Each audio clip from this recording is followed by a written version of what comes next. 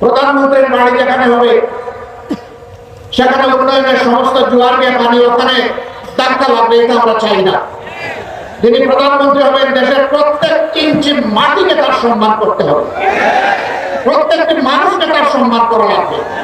তবে আজকের এই বিশাল কর্মসম্মেলনের সম্মানিত সভাপতি বাংলাদেশ জামাত ইসলামী ঠাকুরগাঁও জেলা শাখার আমির জনাব অধ্যাপক বেলাল উদ্দিন, মঞ্চে বসা অন্যতম বিশেষ অতিথি বাংলাদেশ জামাত ইসলামীর অ্যাসিস্ট্যান্ট সেক্রেটারি জেনারেল, রাজশাহী বিশ্ববিদ্যালয়ের সিনেট সদস্য, বাংলাদেশ ইসলামী ছাত্র শিবিরের সাবেক কেন্দ্রীয় সভাপতি জনাব মৌলানা রফিকুল ইসলাম খান, অন্যতম বিশেষ অতিথি বাংলাদেশ জামাত ইসলামীর অ্যাসিস্ট্যান্ট সেক্রেটারি জেনারেল নির্বাহী পরিষদের সদস্য জনাব মৌলানা আব্দুল হালিম, আঞ্চলিক জেলা এবং স্থানীয় নেতৃবৃন্দ, বন্ধু সংগঠনের নেতৃবৃন্দ, উপস্থিত সহকর্মী বন্ধুগণ, বিভিন্ন ধর্মের যে সমস্ত ভাই এবং বন্ধুরা এসেছেন, আমার সেই সমস্ত ভাই এবং বন্ধুগণ, সাংবাদিক বন্ধুগণ, আবারও সবার প্রতি সালাম, আসসালামু আলাইকুম ওয়া রাহমাতুল্লাহ। অন্যান্য ধর্মের ভাইদের প্রতি অন্তর্নির্মাণ ও ভালোবাসা এবং শুভেচ্ছা। বাংলাদেশ 18 কোটি মানুষের দেশ, হয় কিছু কম হবে, না হয় কিছু বেশি হবে। ছোট্ট একটি দেশ, পৃথিবীর মানচিত্রে অবস্থান খুঁজে পাইতে হলে ও গভীরভাবে চোখ ফেলতে হয়। এত ছোট দেশে বিশ্বের কোথাও এত বিপুল জনসংখ্যা নেই। বিপুল জনসংখ্যার এই বাংলাদেশ জনসংখ্যা কোনো অবিশ্বাস নয়, বরঞ্চ জনসংখ্যাটা জনশক্তিতে পরিণত করতে পারি নাই, এটা আমাদের ব্যর্থতা। এই 18 কোটি মানুষের হাতকে যদি কর্মীর হাতে আমরা পরিণত করতে পারতাম, প্রাপ্তবয়স্ক সকলের হাতে যদি আমরা কাজ তুলে দিতে পারতাম, এই দেশটার চেহারা বদলে যেত। এই দেশেরই মানুষ বিশ্বের বিভিন্ন জায়গায় গিয়ে সেই দেশের চেহারা বদলিয়ে দিচ্ছে, কিন্তু আফসোস নিজেদের দেশের চেহারাটা আমরা বদলাতে এখনো পারিনি। আজকে আমি আল্লাহ তাআলার বিশেষ শুকরিয়া আদায় করছি যে হাজারো নিষ্পেষণ, নির্যাতন, জুলুম, খুন, গুম, ধর্ষণ, লুণ্ঠনের তাণ্ডব চালানোর পর 17.5 বছর পরে বাংলাদেশের মানুষ একটু স্বস্তিতে শ্বাস নিতে পারছে। 15.5 বছর টানা ফ্যাসিবাদী সরকারের বিরুদ্ধে দেশের সকল বিরোধী দল দফায় দফায় আন্দোলন করেছে। এই আন্দোলন করতে গিয়ে অনেক মূল্যবান জীবন ঝরে গিয়েছে। এই আন্দোলন করতে গিয়ে অনেকে পঙ্গু হয়েছে, আহত হয়েছে, অনেককে ধরে নিয়ে গায়েব করা হয়েছে। আজ পর্যন্ত তাদের আপনজন জানে না তারা দুনিয়ায় বেঁচে আছে কি নেই। এই আন্দোলন করতে গিয়ে অনেকে চাকরি হারা হয়েছে, অনেকের ব্যবসা বাণিজ্য ধ্বংস করা হয়েছে, ঘর বাড়ি লুণ্ঠন করা হয়েছে, আগুন দেওয়া হয়েছে, তছনছ করা হয়েছে। আর জামাতে ইসলামীর নেতৃবৃন্দের ঘর বাড়ি বুলডোজার দিয়ে ভেঙে গুঁড়া করে দেওয়া হয়েছে। জামাতে ইসলামীর 1 থেকে 11 জন শীর্ষ নেতাকে খুন করা হয়েছে। বিচারিক আদালতে তামসা, আদালত সাজিয়ে সাজানো পাঠানো আদালত আর সাক্ষী দিয়ে তাদের জীবনকে ধ্বংস করা হয়েছে। সম্মানিত ভাইরা, শেষ পর্যন্ত কোরআনের পাখি খ্যাত সারা দুনিয়ার মানুষ তাদের কলিজায়, যার জন্য আলাদা একটা জায়গা ছিল, আল্লামা দিলওয়ার হোসেন সাঈদীকেও জেলের ভিতরে মৃত্যুর দিকে তারা ফেলে দিল। তার একটা জানাজা ঢাকায় হবে, তা বরদাস্ত করতে পারলো না। শেষ পর্যন্ত তাকে জোর করে পিরোজপুরে পাঠিয়ে দেওয়া হলো। সেখানে সেনাবাহিনী, বিজিবি, পুলিশ, র্যাব, আনসার সব কিছু দিয়ে চতুর্দিক থেকে ঘেরাও করে মানুষের স্রোত ঠেকানোর চেষ্টা করা হবে। তবু বর্ষণ করে দিলে মানুষের স্রোত কেউ ঠেকাইতে পারেনি। সেখানে লক্ষ মানুষ বৃষ্টির পানির সাথে নিজেদের চোখের পানি দিয়ে তাদের প্রিয় মানুষকে দুনিয়া থেকে বিদায় দিয়েছে, জানাজায় শরীক হয়েছে, তার জন্য কেঁদেছে, আল্লাহর দরবারে মাগফিরাতের দোয়া করেছে, তার মর্যাদা বৃদ্ধির দোয়া করেছে। আল্লাহ যেন তাকে শহীদ হিসেবে কবুল করেন সেই দোয়া করেছে। এই শীর্ষ 11 জন নেতা, তাদের সহকর্মী বৃন্দ এবং অন্যায়ভাবে যাদেরকে এই দেশে হত্যা করা হয়েছে, যারা ঈমান নিয়ে বিদায় নিয়েছেন, আল্লাহর দরবারে দোয়া করি আল্লাহ তাদের সকলকে শহীদ হিসাবে কবুল করুন। বিশেষ করে 24-এর এই আন্দোলন যা 1 জুলাই থেকে শুরু হয়ে 36 জুলাই এসে শেষ হয়েছে, এই আন্দোলনে যারা বুক পেতে দিয়েছিল, বুক পেতে দিয়ে বলেছিল বুকের ভিতরে তুমুল ঝড়, বুক পেতেছি গুলি কর, বুক পেতে দাঁড়িয়েছিল খোলা অস্ত্রের মুখে, গুলির মুখে, সংকোচ করেনি জীবন দিতে। একজন মন্ত্রীকে এক পুলিশ অফিসার তখন বলেছিলেন, স্যার একটা মারি একটাই পড়ে, এরপরে 4 জন দাঁড়িয়ে যায়, 10 জন দাঁড়িয়ে যায়। এটা সেই দেশ, আলহামদুলিল্লাহ আমরা গর্বিত। আল্লাহ তাআলা আমাদের বুকে, কুলে, উদরে, মায়েদের পেটে এই ধরনের বীরের জন্ম দিয়েছেন বাংলাদেশে, আলহামদুলিল্লাহ। আমরা আমাদের এই বীর সন্তানদের জন্য গর্বিত। আমাদের অন্তরে তাদের ভালোবাসার একটা বিছানা তৈরি হয়ে গিয়েছে। আমরা তাদেরকে শ্রদ্ধা করি। জাতিকে জালিমের অক্টোপাস থেকে মুক্ত করার জন্য তারা যে উদ্যোগ জীবন বাজি রেখে নিয়েছিল, তার জন্য আমরা তাদের কাছে কৃতজ্ঞ। আমরা দোয়া করি আমাদের এই সন্তানদের মতো আরো সন্তানরা যেন ভবিষ্যতে এই দেশের জন্য দাঁড়িয়ে যায়। প্রিয় দেশবাসী, এই দেশটা বিভিন্ন ধর্ম বর্ণের মানুষের। যুগ যুগ ধরে আমরা এখানে শান্তিপূর্ণভাবে সহাবস্থান করে আসছি, কিন্তু যে দলটি জাতিকে বিভিন্ন অংশে ভাগ বিভক্ত করে রেখেছিল, সংখ্যাগুরু সংখ্যালঘু বলে, তারা ফায়দা উঠেছে। আর তারাই যদি সংখ্যা লঘু বলে কিছু থাকে, তাদের সর্বনাশ এই দলটি করেছে। তাকে জায়গা জমি দখল করা অবৈধভাবে, ইজ্জতের উপরে হাত দেওয়া, সম্পদ লুণ্ঠন করা এবং কাউকে কাউকে তাদের ঘর বাড়ি থেকে তাড়িয়ে দেওয়া, হায়নার মতো এই কাজগুলো তারাই করেছে। তারা নিজেরা করে দোষ ফেলেছে ইসলামপন্থীদের উপর। যারা আল্লাহর বান্দা, যারা আল্লাহর উপর ঈমান রাখে, তারা কখনো কোনো মানুষের ক্ষতি করতে পারে না, কোনো মানুষের প্রতি হিংসা পোষণ করে না, কোনো মানুষের জীবন নিয়ে তামসা করে না, কোন মানুষের ইজ্জতের উপরে হাত দেয় না, কোন মানুষের ইজ্জত তাদের সম্পদকে নিজের সম্পদ মনে করে না। আমরা দাবি জানিয়েছিলাম, জাতিসংঘের হিউম্যান রাইটস কমিশনকে আমি একটা চিঠি দিয়েছিলাম 13 সালে, যে আমাদের বিরুদ্ধে যে অভিযোগগুলো দেওয়া হয়, আমরা তার তদন্ত দাবি করছি। এই তদন্ত করবে জাতিসংঘ, আমরা সর্বাত্মক সহযোগিতা করব। আমরা চাই 72-এর 10 জানুয়ারি থেকে শুরু করে 24-এর, এখন নতুন করে আবার হচ্ছে 24-এর 5 আগস্ট পর্যন্ত, এমনকি আজকের দিন পর্যন্ত বাংলাদেশে এরকম যতগুলো অঘটন ঘটেছে তার সুষ্ঠু তদন্ত হোক, তার শ্বেতপত্র জাতির সামনে প্রকাশ করা হোক। সেই শ্বেতপত্রে আমি ব্যক্তিটি যদি কালো বলে চিহ্নিত হই, দুষ্কৃতিকারী বলে চিহ্নিত হই, আমাকেও যেন ক্ষমা করা না হয়। আমরা দেখতে চাই এরা কারা, কারাই জাতির সর্বনাশ করে, সংখ্যাগুরু এবং সংখ্যালঘুর মারামারি লাগিয়ে দিয়ে।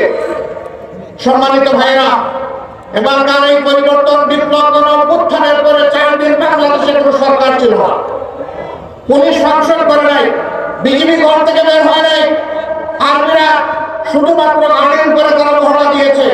কিন্তু আল্লাহ শুকরিয়া, বাংলাদেশে এই 4 দিন বড় কোনো অঘটন ঘটে না। কারণ এই দেশের মানুষ দেশকে ভালোবাসে, মানুষকে ভালোবাসে, এই জন্য এই দেশের প্রত্যেকটা মানুষ ছিল এই 4 দিন সরকার। তারা সরকারের দায়িত্ব সবাই পালন করেছে যার যার জায়গা থেকে। জামাত ইসলাম, অন্যান্য ইসলামী দল, মাদ্রাসার ছাত্র, অন্যান্য দেশপ্রেমিক দল সেই 4 দিন সমস্ত মন্দির, মঠ, প্যাগোডা, চার্চ সবগুলো পাহারা দিয়েছে, যাতে কোনো জায়গায় কোনো অঘটন না ঘটে। এরপরে দুর্গাপূজা যখন আসলো, একটি গোষ্ঠী বাংলাদেশকে অস্থির করার চেষ্টা করলো। আমরা আমাদের হিন্দু ধর্মের ভাইদেরকে আশ্বস্ত করে বললাম, পূজা আপনারা নির্বিঘ্নে করবেন, আপনাদের পাশে থেকে আমরা পাহারাদারি করব। তারা তাদের পূজা করেছে, আমরা নিরাপত্তা যতটুকু পারি তাদের পাশে থেকে করেছি। আবার যে জায়গাটায় তারা প্রয়োজন মনে করেন নাই, ওখানে আমরা যাই নাই। যেখানে তারা প্রয়োজন মনে করেছে আমরা সেখানে গিয়েছি, প্রশাসনকে সহযোগিতা করেছি। তবে আমরা চাই না নির্দিষ্ট কোনো ধর্মাবলম্বীদের তার একটা উৎসব আসবে, একটা অনুষ্ঠান আসবে, সেই উপলক্ষে তাদেরকে পাহারা দিতে হবে, এটা আমরা চাই না। যদি বাংলাদেশে মসজিদ পাহারা দেওয়ার দরকার না হয়, মন্দিরও পাহারা দেওয়ার দরকার হবে না। আমরা সেই সামাজিক নিরাপত্তা বলয় দেখতে চাই। আমার সম্মানিত ভাইয়েরা, মুক্তিযুদ্ধের পক্ষের বিপক্ষের অনেক আওয়াজ, গুঞ্জন, অনেক বিভক্তির কথা, অনেক বিষ ছড়ানোর কথা আমরা শুনেছি। আমি প্রশ্ন করতে চাই, যারা এই চেতনার কথা বলে, সর্বশেষ ঘটনা এবারকার মহান বিজয় দিবসে ভারতের প্রধানমন্ত্রী এটাকে ভারতের বিজয় দিবস দাবি করে টুইট করেছেন এবং তিনি তার দেশের সৈনিকদেরকে, দেশবাসীকে তিনি অভিনন্দন জানিয়েছেন। একটা শব্দ তিনি বাংলাদেশ নামে উচ্চারণ করেননি। আপনাদের চেতনা কোথায় ছিল? এই বিজয় কি বাংলাদেশের না ভারতের? আপনারা বলুন, এই বিজয় বাংলাদেশের না ভারতের? বাংলাদেশের যদি বিজয় হয়ে থাকে আর ভারতের প্রধানমন্ত্রী যদি এই বিজয় তাদের বলে দাবি করে, আপনারা চুপ কেন? আপনাদের চেতনা কোথায় যায় তখন?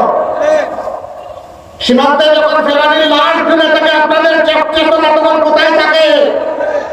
দিনের পর দিন যখন নিরীহ মানুষকে বর্ডারে হত্যা করা হয়, তখন আপনাদের মুখ দিয়ে আওয়াজ বের হয় না। বরঞ্চ আপনাদের এক সময় পররাষ্ট্রমন্ত্রী বলেছিল, সীমান্তে যারা বাংলাদেশি মারা যায় তারা দুষ্কৃতিকারী। লজ্জা,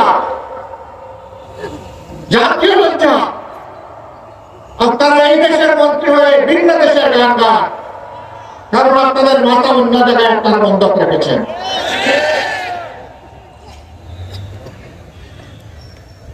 আমরা আমাদের প্রতিবেশী দেশের প্রতি সবসময় শ্রদ্ধাশীল থাকতে চাই এবং আমরা এও আশা করি তারাও আমাদের দেশের প্রতি শ্রদ্ধাশীল থাকবে। আমরা চাই আমাদের প্রতিবেশীরা শান্তিতে থাকুক, আবার আমরা চাই তারাই যেন আমাদের অশান্তির কারণ না হয়। কিন্তু মাঝে মধ্যেই তারা বাউন্ডারি ক্রস করে। বাংলাদেশের মসনদে কে বসবে, কে কার সাথে জোট বাঁধবে, কে সরকার গঠন করবে, তারা বাংলাদেশে এসে তরকারিতে লবণ দেয়। আমরা আগামীতে আমাদের তরকারিতে আর কাউকে লবণ দিতে দেখতে চাই না। আমাদের তরকারি আমরা পাকাবো। বাংলাদেশের মানুষ ঠিক করবে এখানে কে ক্ষমতায় আসবে আর কে ক্ষমতায় আসবে না। সম্মানিত ভাইরা, তিনটা নির্বাচন গেল, তাদের কার্যকালে, তাদের মেয়াদকালে গায়ের জোরে যেভাবেই হোক ক্ষমতায় ছিল, সেই সময়টা এদেশের আপামর জনগণ ভোট দিতে পারেনি। বিশেষ করে এখন যাদের বয়স 26 বছর হয়েছে, তারা তিনটি নির্বাচনে একটা ভোট দেওয়ার সুযোগ পায়নি। কেন? যুব সমাজকে বাদ দিয়ে আমার দেশ চলবে? এদেশের উন্নয়ন অগ্রগতি হবে? কখনো না। শেষ পর্যন্ত যুব সমাজের সমস্ত অধিকার কেড়ে দেওয়া হলো। ছাত্রদের হাতে সার্টিফিকেট ধরিয়ে দেওয়া হয়, কিন্তু চাকরি এবং কাজ তাদের কপালে জুটে না। কোটার চক্রান্তে বন্দী করে তাদের কপাল কিসমত হাইজ্যাক করে নিয়ে যাওয়া হলো।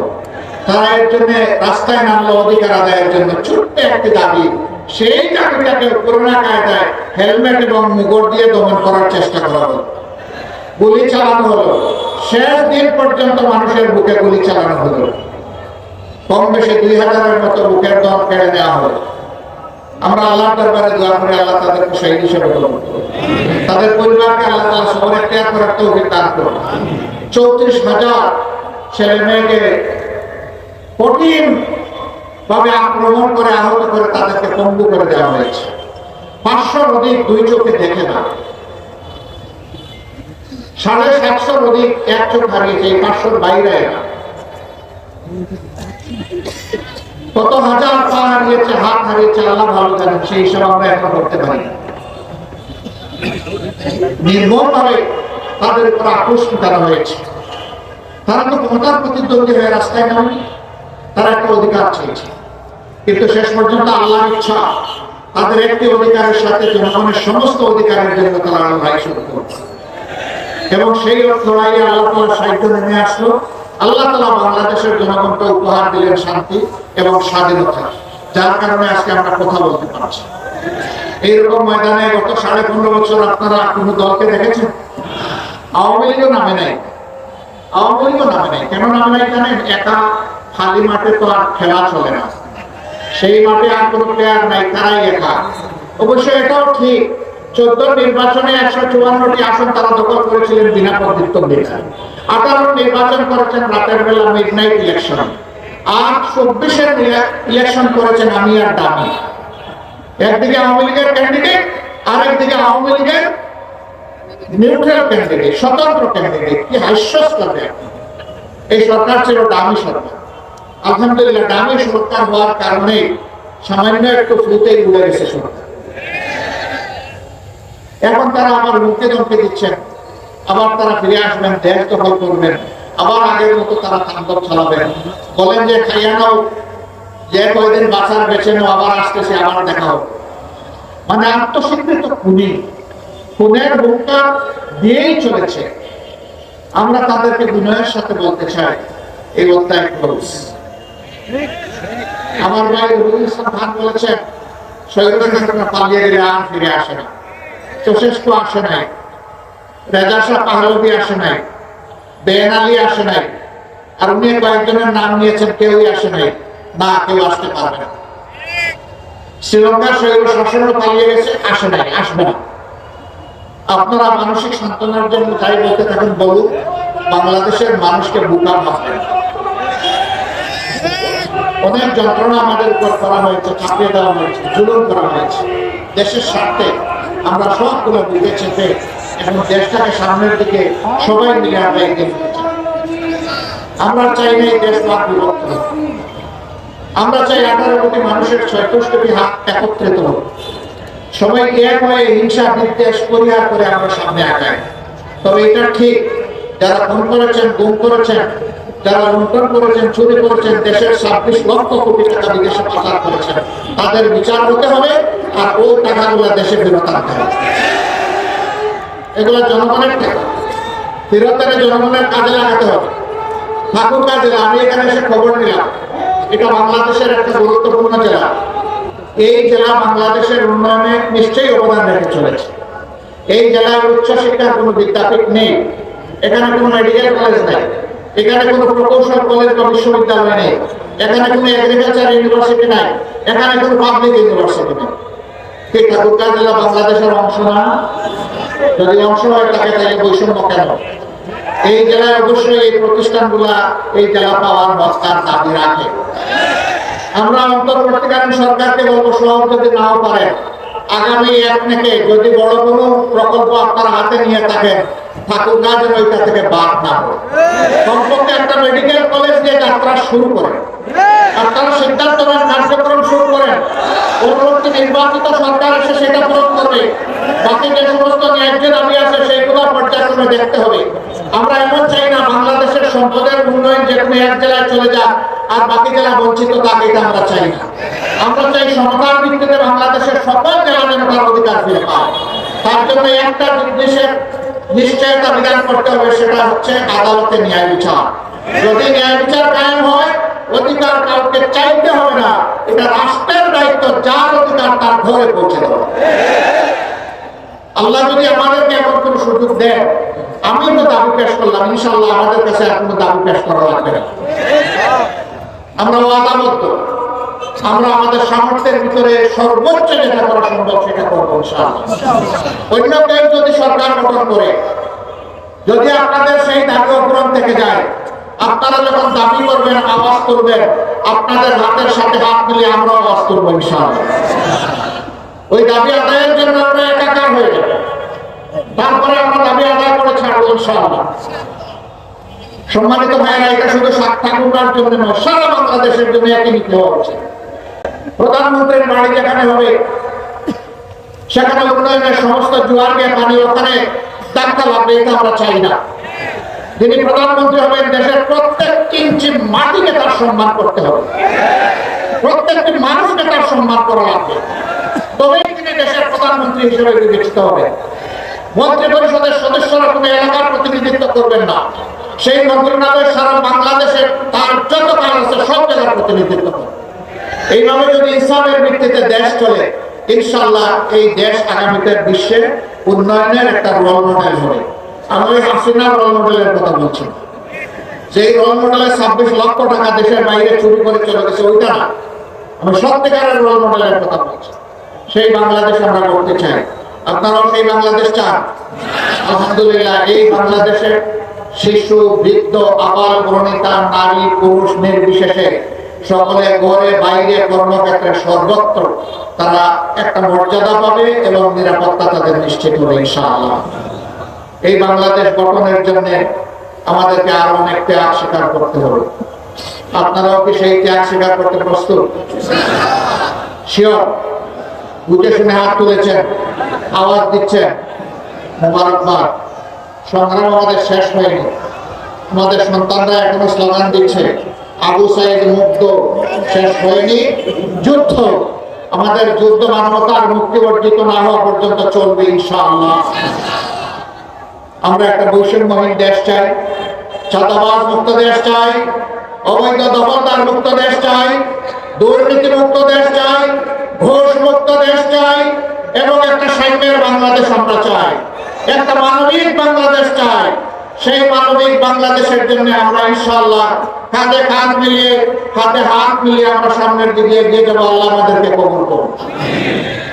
আমরা বাংলাদেশ জামাতে ইসলামী আপনাদের কাছে বিশেষ অনুরোধ রাখতে চাই, আমাদেরকে যদি জনগণের কল্যাণে কাজ করতে দেখেন, দেশের কল্যাণে কাজ করতে দেখেন, দিনের কল্যাণে কাজ করতে দেখেন, আমরা যেন আপনাদের একটু ভালোবাসা পাই, আমরা যেন আপনাদের একটু দোয়া পাই, আপনাদের একটু সহযোগিতা পাই, ন্যায়সঙ্গত কাজে আপনাদেরকে যেন পাশে পাই, আপনাদেরকে যেন সাথে পাই। যদি কোনো অন্যায় করতে দেখেন, আপনাদের পক্ষ থেকে যেন প্রতিবাদের আওয়াজ ওঠে, আপনারা যেন আমাদের সমালোচনা করে, আপনারা যেন আমাদেরকে টান দিয়ে সোজা করে দেন। যদি আপনাদের এই গঠনমূলক সমালোচনা আর যদি দোয়া ভালোবাসা আমাদের সাথে থাকে, আমরা অঙ্গীকারবদ্ধ আল্লাহ তাআলার হুকুম হলে, জনগণের ভালোবাসা এবং সমর্থন পেলে আমরা একটি সাম্যের বাংলাদেশ উপহার দেব ইনশাআল্লাহ। আল্লাহ রাব্বুল আলামিন আপনারা যে কষ্ট করে এসেছেন এর জন্য তার উত্তম যাজা দান করুন। এই ঠাকুরগাঁর ন্যায়সঙ্গত দাবিগুলো আদায়ে আমরা যেন ঐক্যবদ্ধভাবে সবাই কাজ করতে পারি সেই তৌফিক দান করুন। দেশের উন্নয়নে আমরা যেন যার যার জায়গা থেকে সর্বাত্মক অবদান রাখতে পারি সেই তৌফিক আল্লাহ তাআলা আমাদেরকে দান করুন। আল্লাহ হাফেজ। বাংলাদেশ জিন্দাবাদ, বাংলাদেশ জামাতে ইসলামী জিন্দাবাদ। আসসালামু আলাইকুম ওয়া রাহমাতুল্লাহি ওয়া বারাকাতুহু।